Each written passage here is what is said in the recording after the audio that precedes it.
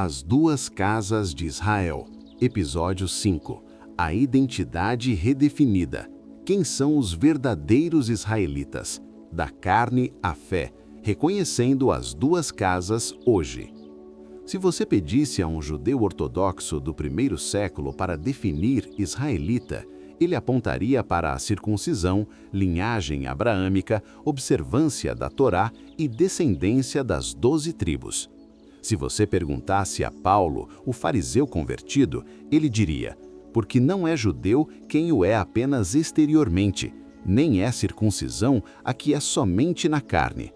Porém, judeu é aquele que o é interiormente, e circuncisão é a do coração, pelo Espírito. Romanos 2, 28, 29. E se você perguntasse a Jesus, ele afirmaria: nem todos de Israel são de fato israelitas. Romanos 9, 6. Algo radical aconteceu na cruz.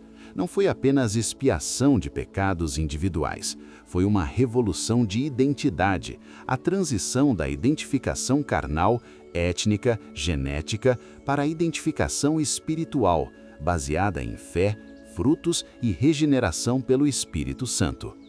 Nos 4 episódios anteriores, estabelecemos que Deus prometeu a Abraão 2 descendências, estrelas e areia, manifestadas nas 2 casas, Judá, preservador, e Efraim, disperso como plenitude dos gentios. A cruz derrubou a parede de separação, criando um novo homem de ambas as casas através do sangue de Cristo. Zacarias 4, Romanos 11 e Apocalipse 11 revelam camadas sucessivas do mistério das 2 oliveiras ou testemunhas, as 2 casas reunificadas. A profecia de Jacó sobre Efraim se tornando plenitude dos gentios está sendo cumprida através da missão aos gentios. Hoje, mergulharemos na questão mais pessoal e aplicada de toda esta série: como identificar as 2 casas hoje? Se a distinção não é mais genética, mas espiritual, se não é mais pela carne ou sangue, mas pela fé que nos tornamos filhos de Abraão, como diz nosso documento de estudo, então como reconhecemos manifestações de Judá e Efraim na igreja contemporânea? Ao final, você descobrirá não apenas teoria teológica, mas sua própria identidade dentro das 2 casas. Você compreenderá seus dons, chamados, ênfases ministeriais e papel específico no corpo unificado de Cristo. Preparem-se para o episódio mais introspectivo e transformador da série. A revolução da identidade interior. Paulo está escrevendo aos crentes romanos, uma comunidade mista de judeus e gentios convertidos. Em Romanos 2, ele está desmontando sistematicamente o orgulho judaico baseado em marcadores externos de identidade. Os judeus do primeiro século confiavam em circuncisão física, o sinal da aliança abraâmica, Gênesis 17, 10 a 14. Posse da Torá. Aos judeus foram confiados os oráculos de Deus, Romanos 3, 2. Descendência genética. Somos descendência de Abraão e jamais fomos escravos de ninguém. João 8,33. Separação dos gentios. Leis dietéticas, de pureza, calendário festivo, tudo criando distinção étnica. Paulo, ele próprio, hebreu de hebreus, quanto à lei, fariseu, quanto à justiça que há na lei, irrepreensível. Filipenses 3, 5, 6. Está prestes a demolir esta confiança na carne. Porque não é judeu quem o é apenas exteriormente, nem é circuncisão a que é somente na carne. Romanos 2, 28. Não é judeu quem o é apenas exteriormente, ou garhu entofanero iudaios, literalmente, pois não aquele no manifesto é judeu. Paulo está fazendo distinção radical entre judeu externo, entofanero, aquele que possui apenas marcadores visíveis, públicos, observáveis, circuncisão física, nome judaico, observância ritual externa, judeu verdadeiro, aquele que possui realidade interna, regeneração espiritual, transformação do coração.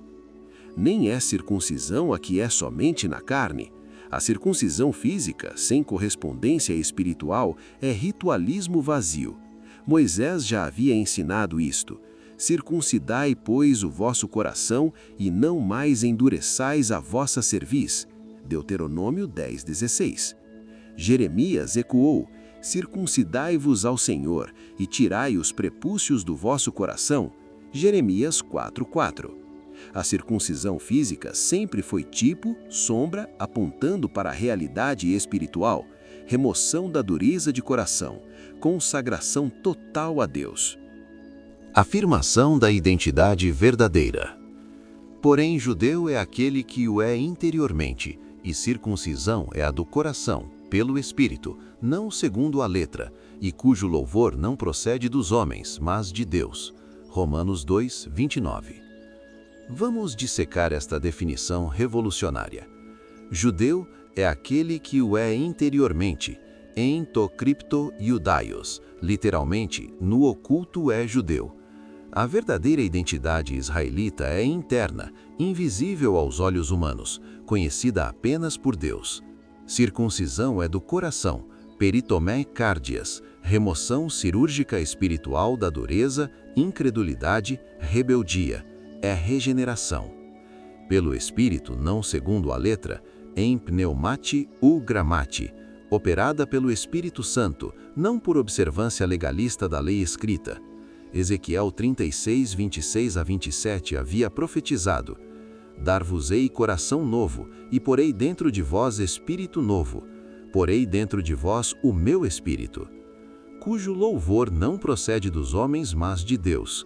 Jogo de palavras intencional. Judeu, iudaios, vem de Judá e Yehudá, que significa louvor. O verdadeiro judeu ou israelita não busca a aprovação humana, mas a aprovação divina. Esta redefinição paulina revoluciona nossa compreensão das duas casas. Judá histórico, Reino do Sul, manteve marcadores externos, circuncisão, Torá, templo, identidade étnica. Mas muitos eram judeus exteriores, sem transformação interior, como Jesus denunciou aos fariseus, sepulcros caiados, que por fora parecem formosos, mas interiormente estão cheios de ossos de mortos. Mateus 23:27. Efrém histórico, Reino do Norte, perdeu marcadores externos através da assimilação gentílica, mas quando alcançados pelo Evangelho e regenerados pelo Espírito, tornaram-se judeus interiores, verdadeiros israelitas espiritualmente. Hoje, a distinção entre Judá e Efrém não é mais detectável por genealogia ou DNA, mas por frutos espirituais, dons, chamados e ênfases ministeriais. Gálatas é a carta mais combativa de Paulo. Ele está enfrentando os judaizantes, crentes judeus que insistiam que gentios convertidos deveriam ser circuncidados e observar a lei mosaica para serem salvos. Paulo está defendendo a doutrina central do Evangelho, justificação pela fé somente, não por obras da lei. Em Gálatas 3, ele traça a linha teológica desde Abraão, justificado pela fé antes da circuncisão, até Cristo, que cumpriu a lei e inaugurou a nova aliança baseada em fé. Dessarte, não pode haver judeu nem grego, nem escravo nem liberto, nem homem nem mulher, porque todos vós sois um em Cristo Jesus. Gálatas 3:28. Este é um dos versículos mais revolucionários do Novo Testamento e também um dos mais mal interpretados. O que Paulo não está dizendo? Que distinções entre judeus e gentios foram completamente apagadas, que não há mais diferenças entre homens e mulheres, que hierarquias sociais ou papéis funcionais foram abolidos, que todos devem se tornar idênticos culturalmente. O que Paulo está dizendo? Que em relação à justificação, tema central de Gálatas, acesso a Deus e status como herdeiros das promessas abraâmicas, não há mais barreiras baseadas em etnia, não pode haver judeu nem grego, gentios não precisam se tornar judeus étnicos para serem salvos, classe social, nem escravo nem liberto, salvação não depende de posição social ou liberdade econômica. Gênero, nem homem nem mulher, Mulheres têm acesso idêntico a Deus e herdam igualmente as promessas, embora distinções funcionais em papéis ministeriais permaneçam. 1 Timóteo 2,12. Porque todos vós sois um em Cristo Jesus. Eis garpantes ruimeis este em Cristo Jesus. Literalmente, pois todos vocês são em Cristo Jesus. Unidade ontológica em Cristo, não uniformidade cultural ou funcional. Herança pela fé, não por genética. E se sois de Cristo, também sois descendentes de Abraão e herdeiros segundo a promessa. Gálatas 3:29. Esta é a chave hermenêutica para compreender identidade nas duas casas hoje. Se sois de Cristo, eide imeis Christu, a condição determinante. Pertencer a Cristo através de fé e união espiritual é o único critério necessário. Também sois descendentes de Abraão. Arato Abraão sperma este. Literalmente, então de Abraão, semente vocês são. Não semente genética, mas semente espiritual. Paulo já estabeleceu em Gálatas 3,16 que a descendência, esperma, singular a quem as promessas foram feitas, é Cristo. E agora, por união com Cristo, todos os crentes, judeus e gentios, são descendência abraâmica. Herdeiros segundo a promessa, kata evangeliam kleronomoi, herdeiros legítimos de tudo que Deus prometeu a Abraão. Bênção, justificação, Espírito Santo, vida eterna, reino vindouro. Nosso documento de estudo declara: após a morte de Jesus, não devemos olhar carne ou sangue. Paulo atesta isso não é mais pela carne ou sangue, mas pela fé que nos tornamos filhos de Abraão, filhos da luz e filhos da promessa. Judá hoje. Judeus étnicos que creem em Yeshua são descendência de Abraão pela fé, não meramente por genética. Judeus étnicos que rejeitam Yeshua, apesar da linhagem abraâmica, não são judeus verdadeiros, no sentido espiritual de Romanos 2, 28 e 29. Efraim hoje. Gentios de todas as nações que creem em Cristo são enxertados na oliveira de Israel. Romanos 11, 17. Tornando-se descendência espiritual de Abraão, cumprindo a profecia de Jacó sobre Efraim, se tornando plenitude dos gentios. Unidade. Ambos, ramos naturais, Judá, e ramos enxertados, Efraim, são um em Cristo Jesus. Não há mais parede de separação. Ambos têm acesso idêntico ao Pai em um Espírito. Efésios 2:18. Diversidade.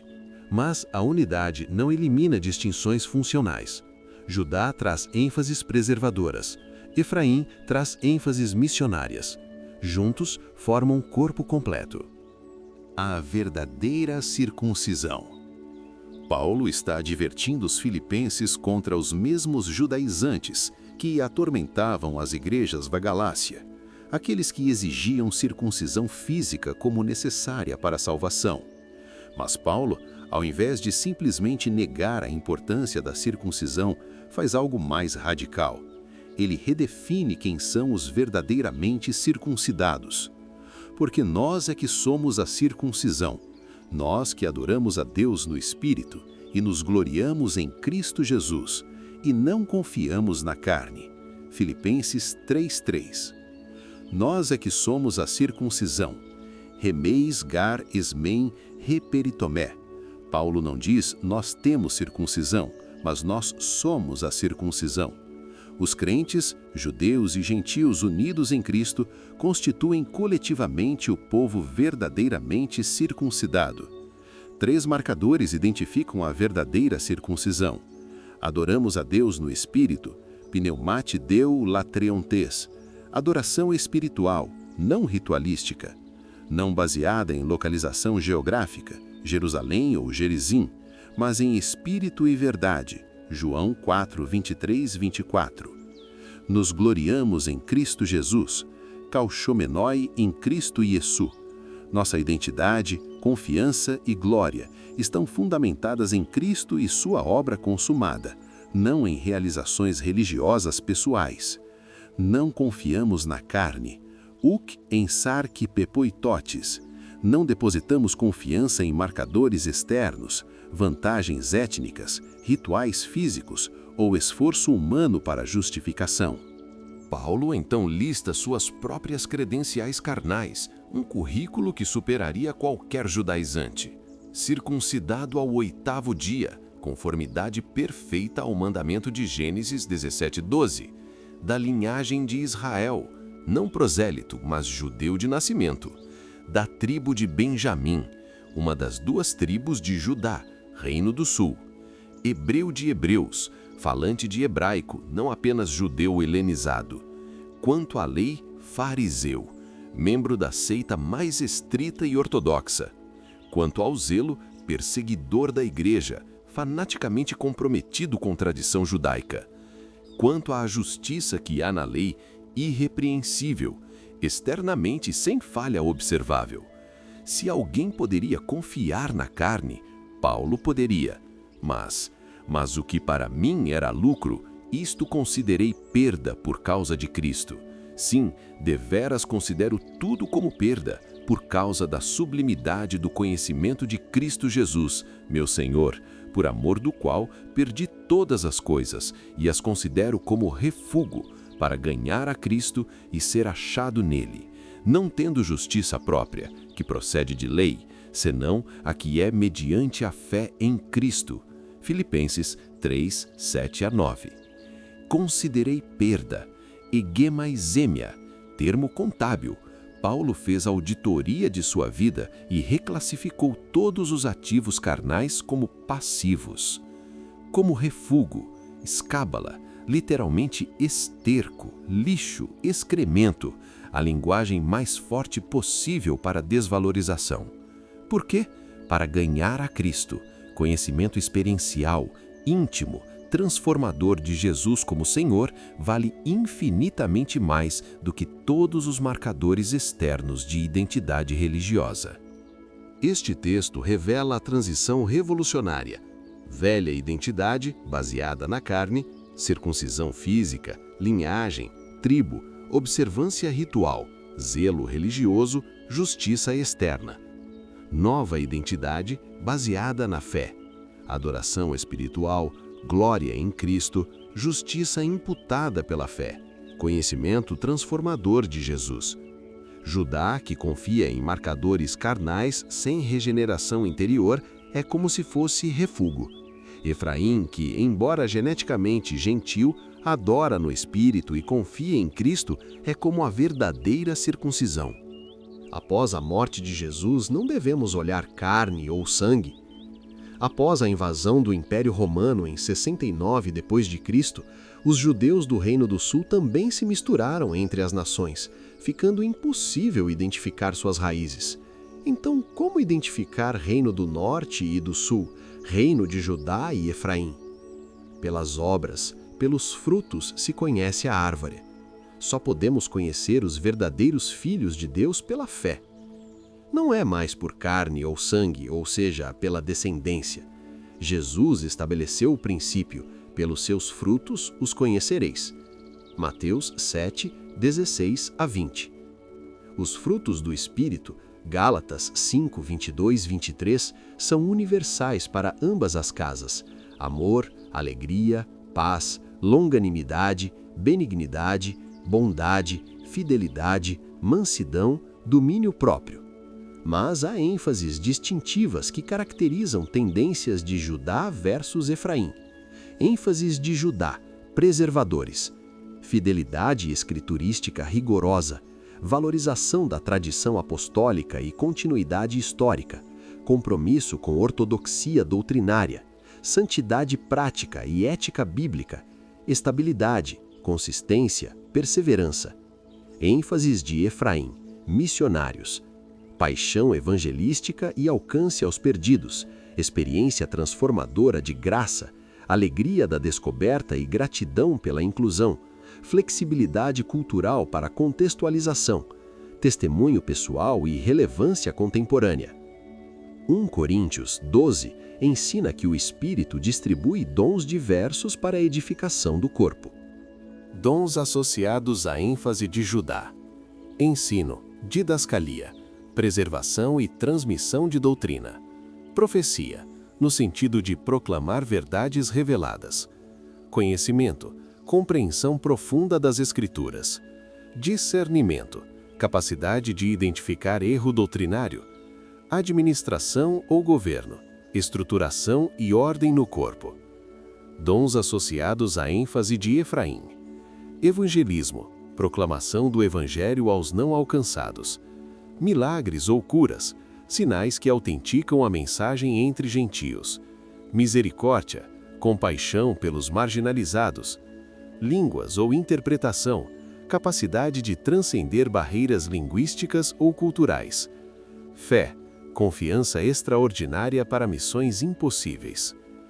Crentes com ênfase Judá tendem para teologia reformada, sistemática, confessional, valorização de credos históricos, Niceno, Calcedônia, Westminster, liturgia estruturada, reverente, tradicional, ênfase na soberania de Deus e eleição, pregação expositiva, verso por verso, risco, legalismo, dureza, orgulho intelectual.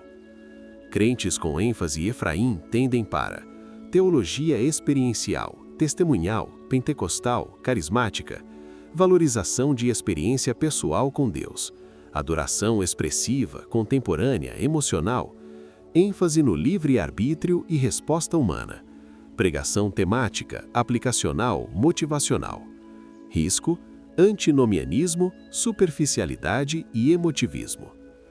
Trajetória típica Judá. Criado em ambiente cristão, família crente, fé desenvolvida gradualmente através de catequese ou discipulado, conversão menos dramática, mais processual, sempre próximo do Evangelho, gratidão por herança recebida.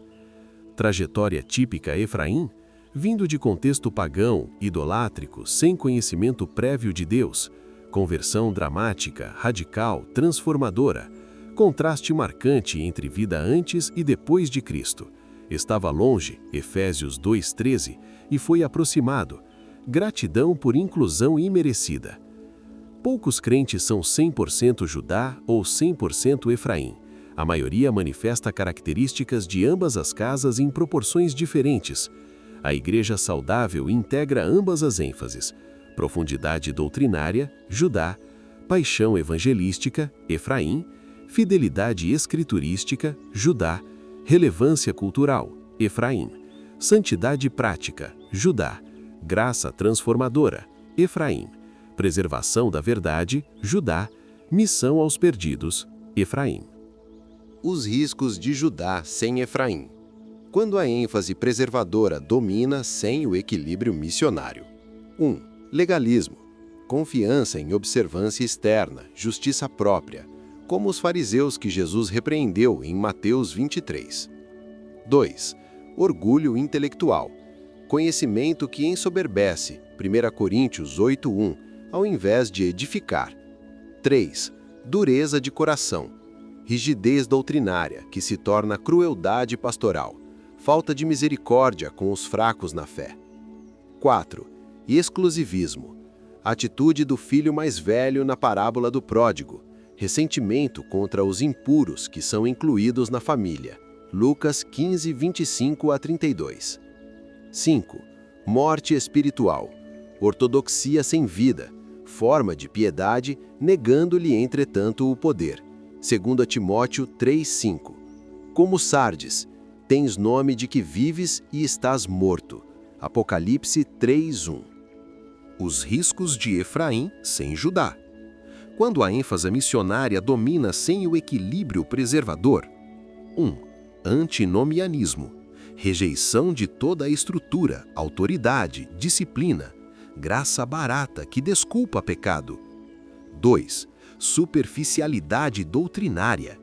Levados por qualquer vento de doutrina. Efésios 14:14.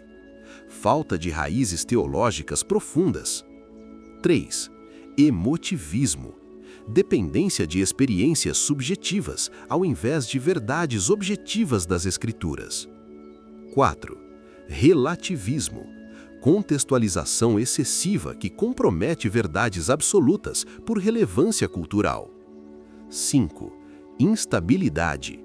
Falta de perseverança, sempre buscando próxima onda, sem compromisso de longo prazo. Como Efésios, perdeste o teu primeiro amor. Apocalipse 2:4. Descobrindo sua identidade nas duas casas. Reflita honestamente sobre estas perguntas. Sobre sua história. Você foi criado em contexto cristão ou veio de ambiente secular ou pagão? Sua conversão foi gradual ou dramática? Você sempre esteve próximo ou estava radicalmente longe? Sobre suas ênfases teológicas, você valoriza mais tradição e ortodoxia ou experiência e contemporaneidade? Você prefere pregação expositiva profunda ou temática aplicacional? Você é mais movido por dever e obediência ou por graça e gratidão? Sobre seus dons e chamados, você se sente chamado mais para ensinar e preservar ou evangelizar e alcançar? Você tem facilidade maior com profundidade ou amplitude? Você prefere aperfeiçoar os santos ou buscar os perdidos? Sobre seus riscos pessoais, você tende mais para legalismo ou antinomianismo? Você tende mais para o orgulho intelectual ou superficialidade doutrinária? Você tende mais para a dureza ou frouxidão? Não é questão de melhor, mas de diferente. Nenhuma casa é superior. Ambas são igualmente necessárias no corpo de Cristo. Judá não é mais santo que Efraim. Efraim não é mais amado que Judá. Romanos 12, 4-8 ensina: porque assim como num só corpo temos muitos membros, mas nem todos os membros têm a mesma função, assim também nós, conquanto muitos, somos um só corpo em Cristo, tendo, porém, diferentes dons segundo a graça que nos foi dada. Celebre sua identidade, respeite a do outro. Se você identifica ênfases de Judá em sua vida, celebre seu chamado para preservar verdade, ensinar profundamente, manter ortodoxia, mas guarde-se de legalismo, orgulho e dureza. Valorize crentes de ênfase Efraim. Você precisa do zelo missionário. Se você identifica ênfases de Efraim em sua vida, celebre seu chamado para alcançar perdidos, contextualizar evangelho, testemunhar transformação. Mas guarde-se de superficialidade, instabilidade e antinomianismo. Valorize crentes de ênfase Judá. Você precisa da profundidade doutrinária deles. Pessoalmente, busque desenvolver características da casa que você naturalmente não manifesta. Se você é Judá, cultive paixão evangelística. Se você é Efraim, cultive profundidade escriturística. Corporativamente, a igreja local deve integrar ambas as casas, liderança que valoriza preservação e missão, ortodoxia e relevância, profundidade e alcance. Neste 5º episódio, estabelecemos a transição revolucionária da identidade carnal para espiritual.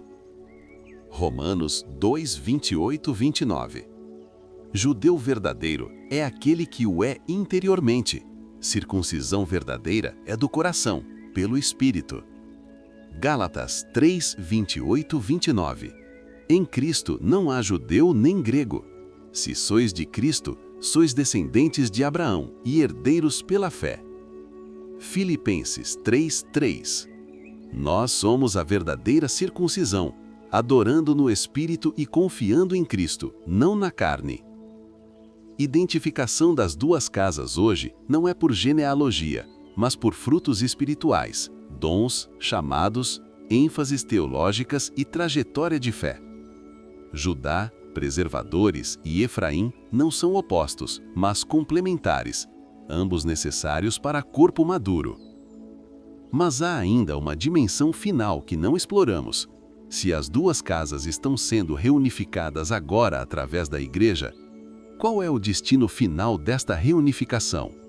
Onde culmina esta jornada que começou em Gênesis com a promessa de duas descendências e atravessou toda a história redentiva? No episódio final desta série, mergulharemos na consumação escatológica, a Nova Jerusalém, habitação eterna das duas casas reunificadas.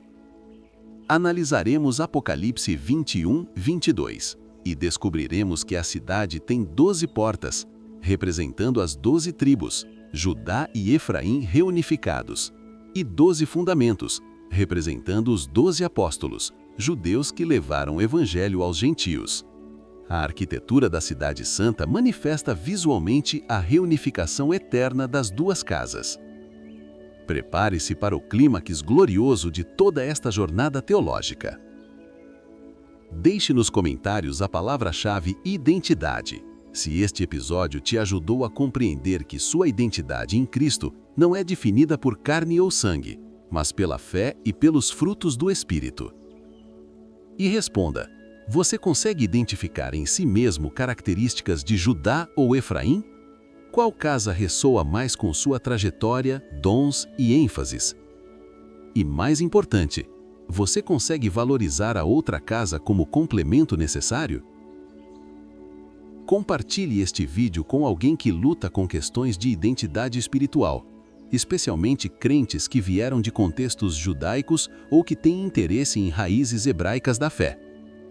Que o Deus de toda a verdade, que não olha a aparência externa, mas o coração, 1 Samuel 16, 7, que nos conhece por nome e nos chama seus filhos, não por mérito genético, mas por graça mediante fé, confirme em você a identidade gloriosa que recebeu em Cristo. Você não é definido por sua linhagem ancestral, mas pela linhagem do Cordeiro. Você não é circuncidado na carne, mas no coração pelo Espírito. Você não confia em obras externas, mas na justiça de Cristo imputada a você pela fé.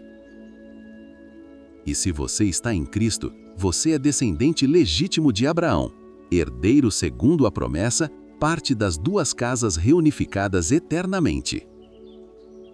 Viva à altura desta identidade gloriosa até que nos encontremos no episódio final. Shalom e graça.